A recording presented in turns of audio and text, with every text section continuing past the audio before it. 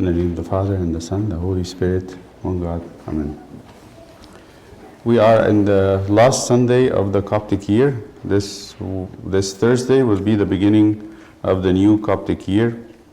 And the Gospels for the last week and this week are talking to us about the end of time. In the Bible, a year is called time of life. Time of life. When the visitor, the divine visitor to Abraham came to see him and to announce to him the birth of Isaac, after they finished eating, there was two angels and the Lord. The Lord spoke to Abraham and said, I will come to you in the time of life, like this time, and Sarah would have a son. So the year cycle is called the time of life, based on the change of seasons. You know, the year has a cycle. You got winter, spring. You can think spring is the beginning because everything is born in spring. And then you get the summer, then you get the fall, then you get the winter, and this is called the time of life. So a year actually represents time. It represents time in general, represents a lifetime, represents also earth time or creation time. So that's why by the end of the year cycle, we think about the end of time, the end of time.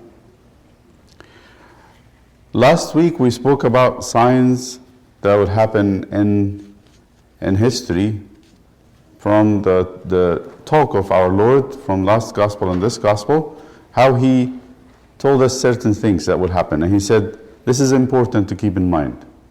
We're going to review them quickly. What did our Lord say about the end of times?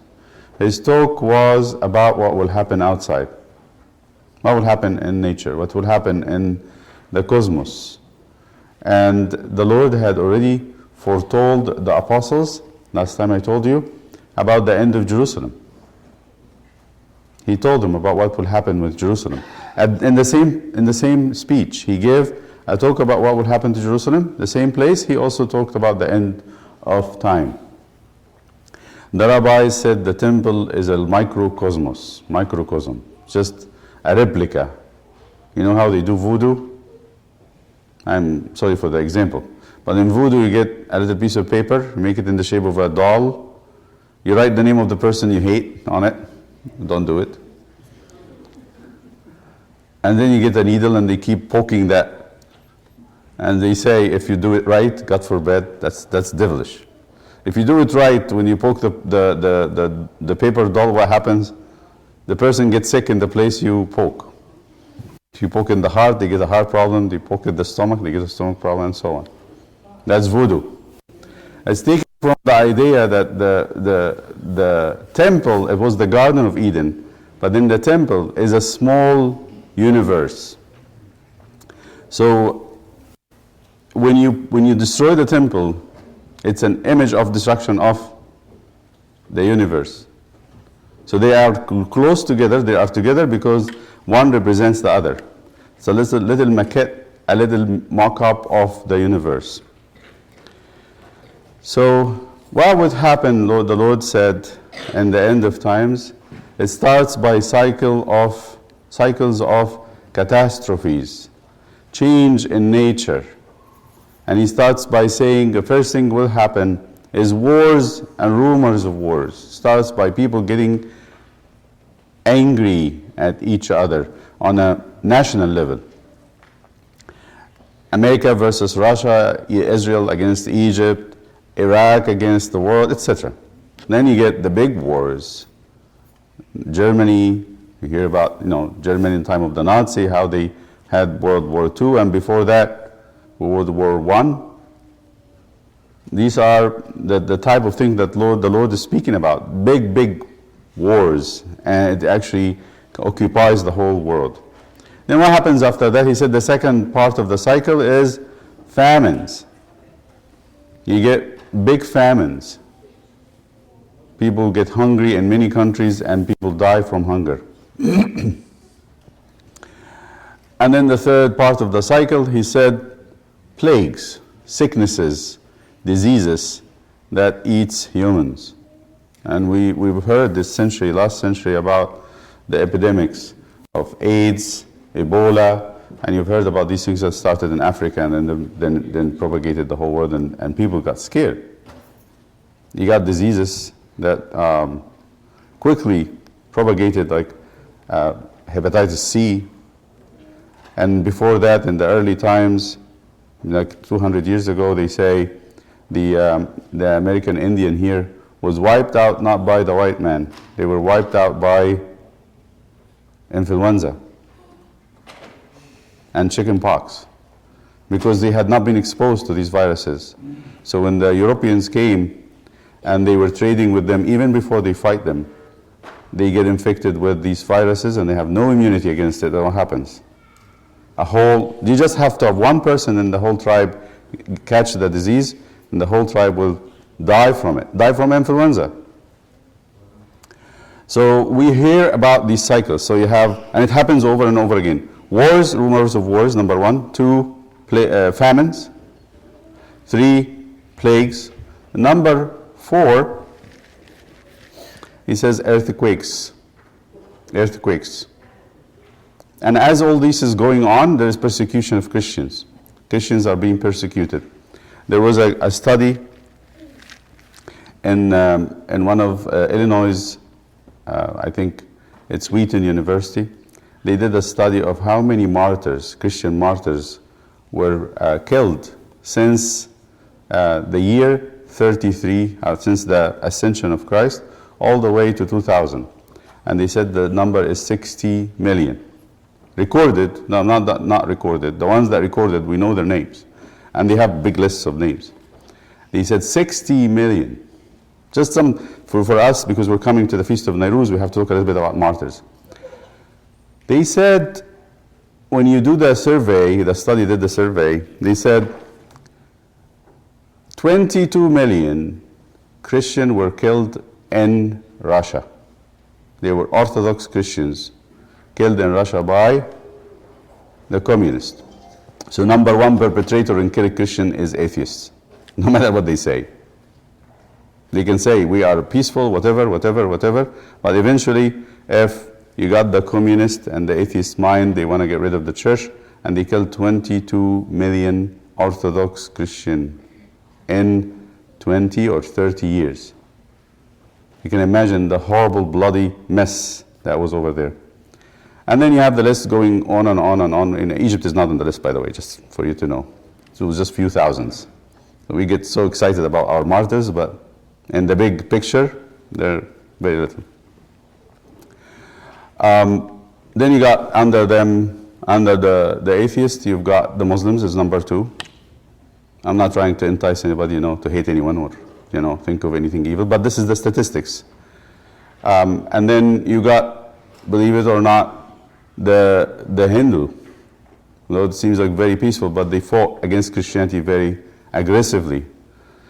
And then eventually you've got the Catholics and then the Orthodox. That very tiny pieces, like maybe less than 1 million. There was fights when the church split.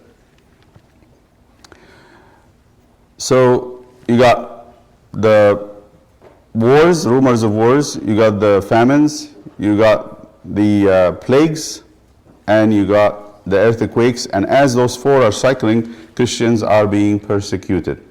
Today, I want to talk about the things that happen before that, before we reach the end. And in the way the book of Revelation speaks, its cycles keeps repeating over and over and over again until one cycle gets so big that everything will stop. So almost you have a snowballing.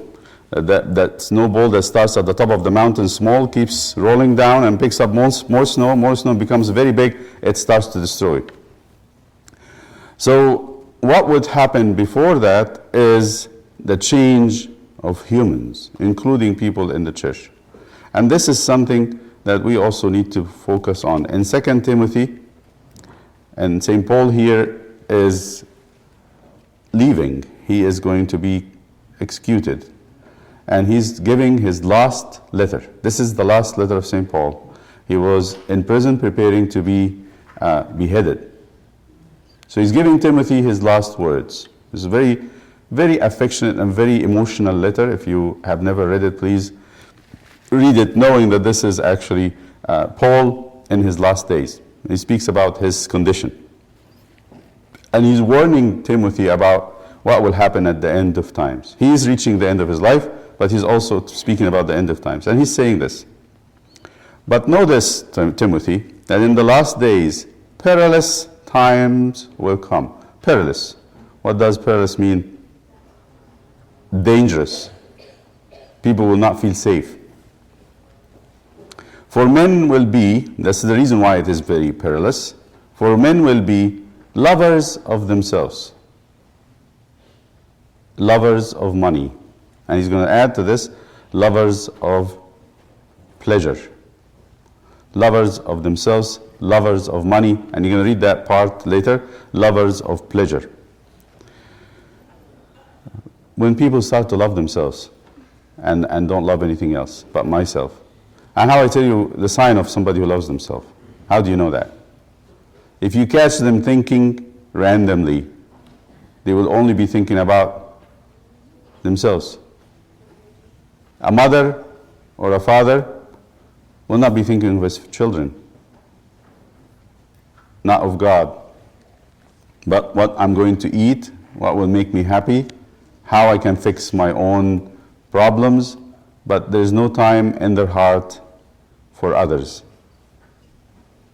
They're very defensive. Again, he's going to list the things that these people would do. Hopefully we're not part of that. Lovers of money. Their time is going to be dedicated to making money rather than doing anything else, serving others or serving God. Boasters. They will be very proud. They want to make sure that everybody look at them. Look at me. Hear what I'm doing. See, I am great. I am wonderful. Proud. And how do you know a proud person? They are strong-headed. They don't accept blame or rebuke or to be disciplined. They aren't able to say they're wrong. They don't admit their mistakes. They don't accept loss. And the sign that is the sign of signs of pride is easily angered. Easily angered.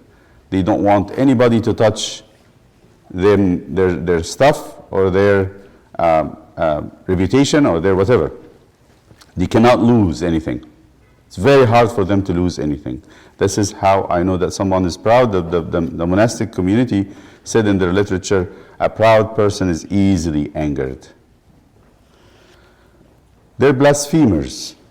They're easily involving God in whatever mockery they have. They can speak the word of the name of God. They can say the name of Christ in a curse or in a profane language. They don't care. Blasphemers. Disobedient to parents. Now that starts very young. They're strong-headed. That's what we talked about. Strong-headed from their youth. They don't want anybody to correct them. They don't want authority. They refuse any figure of authority. Unthankful, because they deserve everything. It's taken for granted. It's all taken for granted. Unholy. There is no respect for their body. Everything is possible because they are loving of pleasure. Unloving. Unloving. You don't expect love from them. Unforgiving. We just said that. They don't forgive because they're proud. What's slanderers? Slanderers means they make up stories to tarnish people's reputation in a gossip. And I see that a lot. People started to do this carelessly. They talk about each other, even bring in dirty stuff from the past, or even make up stories to bring somebody down. Please, if you gossip, be careful, because gossip is not empty of slander. It's never empty of slander, of tarnishing people's reputation. How do I know that I'm not belonging to this? I'm just going to interrupt this list. How do I know? What's the sign that somebody does not belong to this? There's only one action that can cancel all that. One simple action that can cancel all this. And that action is confession. Confession. I come and say, I have sinned. I made a mistake. That immediately says that you're humble. That immediately says that you care about God. Immediately you say that you are actually striving to be holy. Without self-control, they cannot let go of anything catches their eyes. They want whatever that makes them feel good. It doesn't matter. Brutal. Brutal is a tough word. Brutal comes from brute. Brutal means they are like brutes. What are the brutes? The animals. Brutal. And it's actually a word that has a different meaning, means that they are without compassion. They can actually hurt somebody and with a very blunt face. They don't feel any, so what? So what? I know when people like bosses in their jobs or taking charge of things and they have to let go of their employee because they're not doing well, some of them actually cry. They say, I don't want to do this. But some says, he deserves it, she deserves it, I don't care. It's not my business. So they send people out. They don't care what will happen to them. That's called brutal. Or they say harsh words and they don't feel the impact of the words.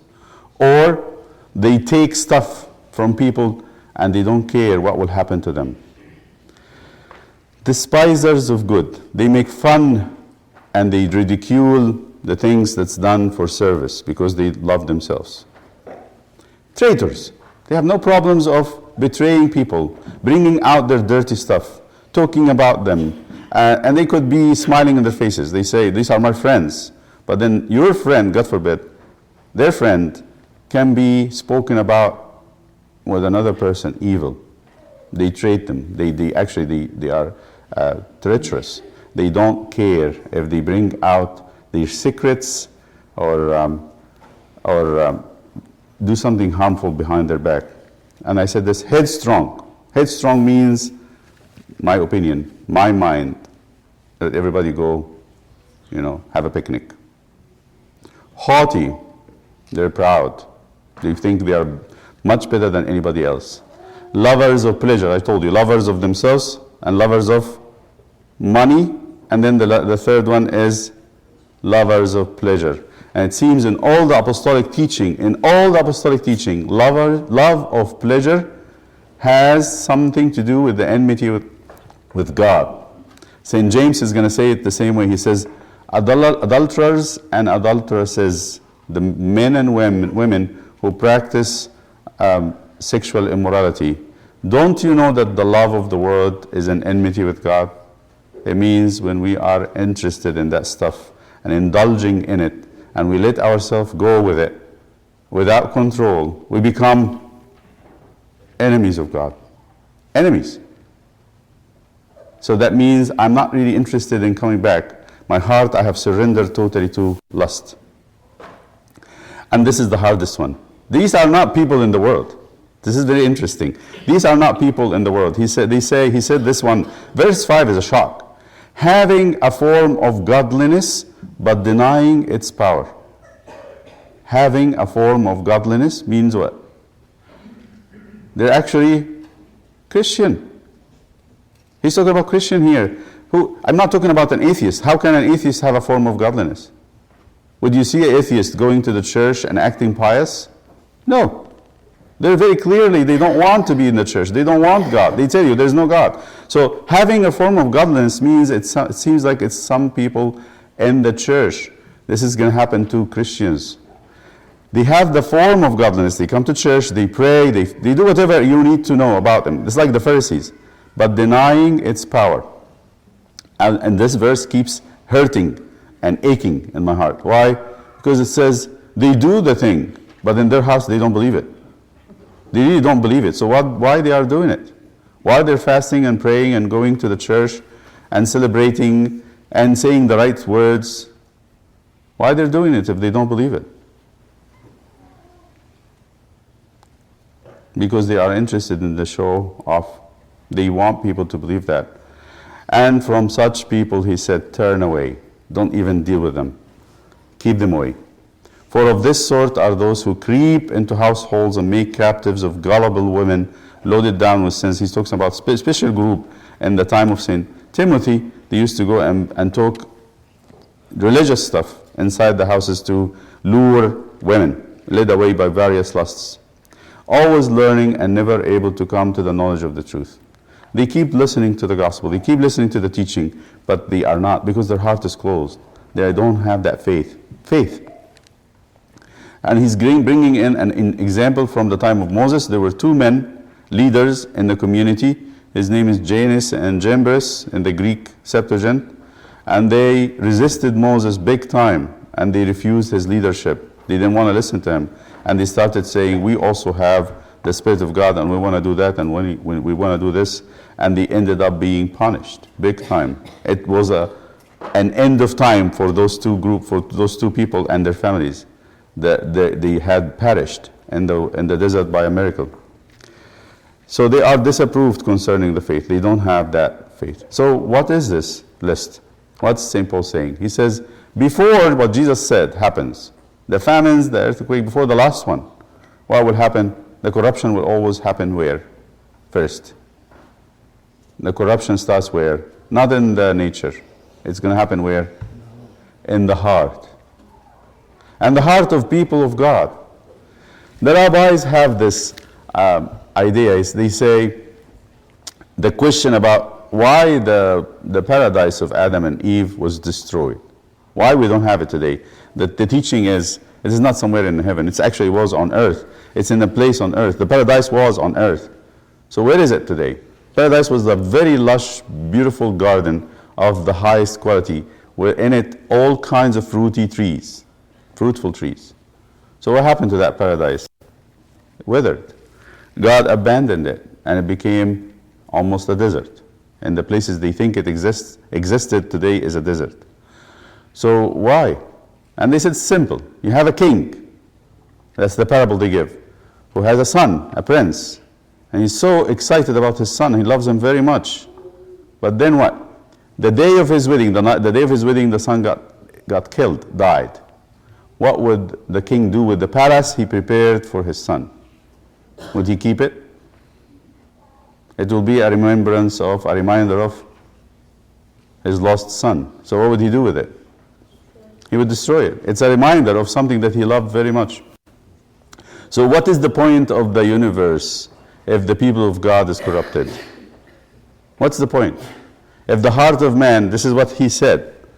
I'll tell you about this very same point, that God is going to end the world when there is no humans to take care of it. And it's in chapter 6 of Genesis that the same language is said.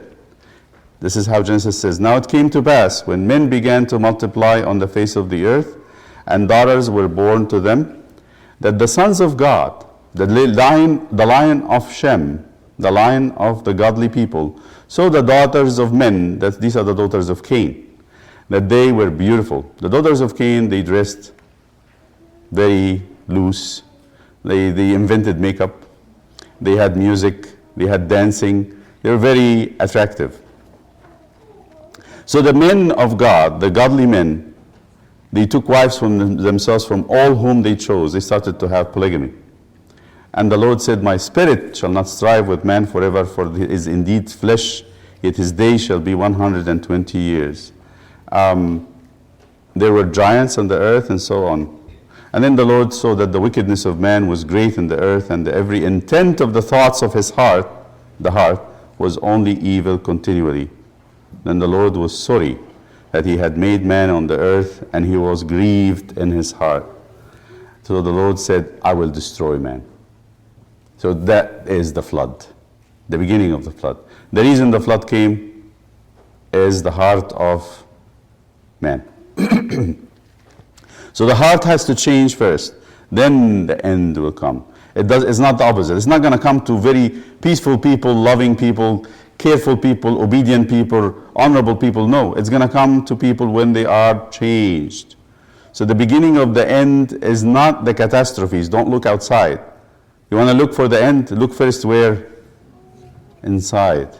And see, is the condition of the heart will bring the end. It's actually the condition of the heart will bring the end. And that's what I wanted to bring to our attention today, that the Bible speaks about the heart of man as the target of God. God is looking at the heart of man and seeing how the man is doing. Because once the heart of man is selfish and doesn't care for anything, doesn't care for the family and friends and the rest of humanity and the animals whom we are responsible for, and nature we are responsible for, we care less for it. And then what happens? God says, you don't need it. We're going to have to come to the end. And it grieves God very, very much. So if the whole world is going to be this way, what do you think we should be? What should we be as Christians? If we, the Christians, the people of God, is going to be this way, what do you think the rest of the world will be? There will be no hope. This leads me to think, the reason why the universe continues and God's not bringing the end is the church. Is the church that He made, and Christ that lives in it, and the Spirit that lives in it, the heart that is filled with goodness. But if the church ceases to exist as the true temple of God, then what do you think the universe what will happen to it? It will go. For this reason I say, let everybody at the end of the year, Coptic year or beginning of the new year when Christmas comes, put in their heart to examine their hearts, to examine our heart and see. And 2 Timothy chapter 3 is a great place to be there. Say, do I have the love of God? What do I do with the rest of my day, with the rest of time? What do I do when I'm not really thinking about work or anything else? Where do my mind and heart go? To my children, to my family, to God, to serve, or it goes to what pleases me, what makes me happy? Is it all about me? Am I headstrong? Do I accept reproach and rebuke? Do I honor my parents or honor the authority of God and the church? Am I okay with suffering? Or when it comes, I become very bitter and I start saying bad things or doing bad things? I think the end of the year is a great time for us to do the inventory of our heart. It's really good to do this. And the best thing to do is to prepare yourself for confession. Because confession is the answer to pride. I will tell you something about humility, because some people would say, how do I become humble? Humility is the most elusive thing. How to be down to earth and humble. Imagine yourself telling yourself in front of the mirror, I'm humble. Does that work? It doesn't. It's elusive. So how do you humble yourself? It's coming to say, I was wrong. I made a mistake. And I need someone else, I need the church to forgive me. This is the key. So I invite all of us for the mystery of confession. It's where grace is given. With God, grace is given in abundance. You just don't take communion without confession, because if I do that, I say to myself, I'm worthy, I'm good enough. But you come to confession, you say, I'm not worthy. I need the church to forgive me, to prepare me for confession, for communion. We ask God to give us forgiveness and give us the wisdom of the mind and the light of the mind to be humble and to be loving Him and loving others and to deny ourselves as the people of God. This is what will save the world. To Him is the glory, Father, Son, the Holy Spirit, now and forever. Amen.